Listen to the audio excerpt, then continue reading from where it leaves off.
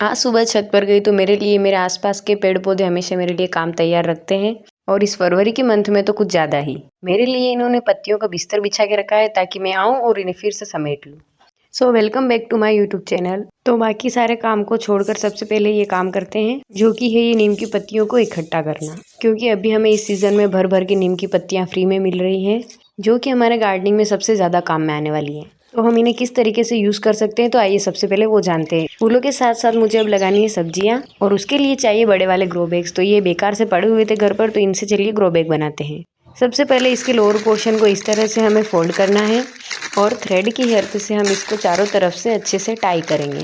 Tie हमें बिल्कुल tightly तरीके से करना है ताकि हम इसके अंदर मिट्टी या कुछ और भरे तो वो वापस बाहर ना निकले और ये खुले ना। और अब सिंपली इसे कुछ नहीं करना है और इसको उल्टा कर देना है।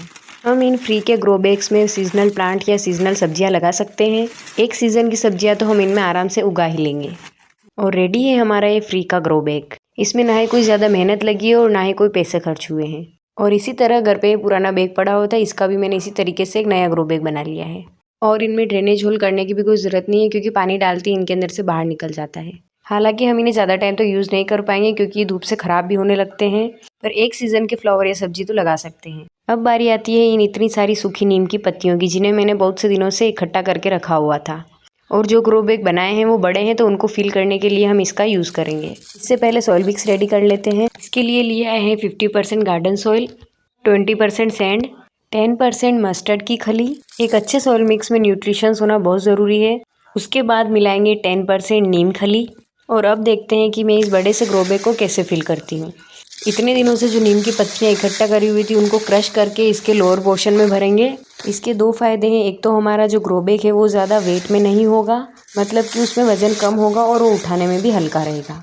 और दूसरा, हमें बार बार इसके अंदर कंपोस्ट की ज़रूरत नहीं पड़ेगी, क्योंकि साथ ही साथ इन पत्तियों से इसमें कंपोस्ट भी बनता रहेगा। क्योंकि ये नीम की पत्तियाँ हैं तो इन पर बार बार पेस्ट अटैक भी कम होगा। कोई कीड़ा या फंगस लगने की संभावना बहुत कम हो जाएगी। इस तरह एक लेयर सूखी पत्तियाँ और एक लेयर हम मिट्टी लगाएंगे। और कुछ ये सूखा काउडंग कंपोस्ट पड़ा था तो हम इसको भी इसी के अंदर डाल देंगे। और इस तरह हमारा जो ग्रो बैग है कुछ आधा से ज़्यादा भर आया है। इसके बाद लगाएंगे हम इस पर एक लेयर कंपोस्ट। ये उपले का फर्टिलाइज़र बनाया था तो कुछ बच गई थी, इसलिए मैं इसको इसके ऊपर डाल रही हूँ। और इसी के ऊपर फिर से एक लेयर हम मिट्टी लगा देंगे। सीड्स लगाने के 3 दिन पहले ही मैंने इसे रेडी कर लिया है, ताकि जो पत्तियाँ हैं उस पर हम थोड़ा पानी वगैरह डालें तो वो नीचे बैठ जाएँ। और इस तरह रेडी हो चुके हैं हमारे फ्री के ग्रो बैग सब्जियां लगाने के लिए। इसके बाद मैंने कुछ अपने पौधों को चेकआउट किया। बाकी तो कुछ हेल्दी थे और कुछ के अंदर लग चुके थे एफिड्स। शायद ये गजानिया का पौधा एफिड्स और चींटियों का फेवरेट बन चुका है, इसलिए इस पर बार बार एफिड्स लग रहे हैं। और अगर इनको हटाया नहीं गया तो इनमें फ्लावरिंग नहीं होगी और हमारा पौधा भी डेड हो जाएगा।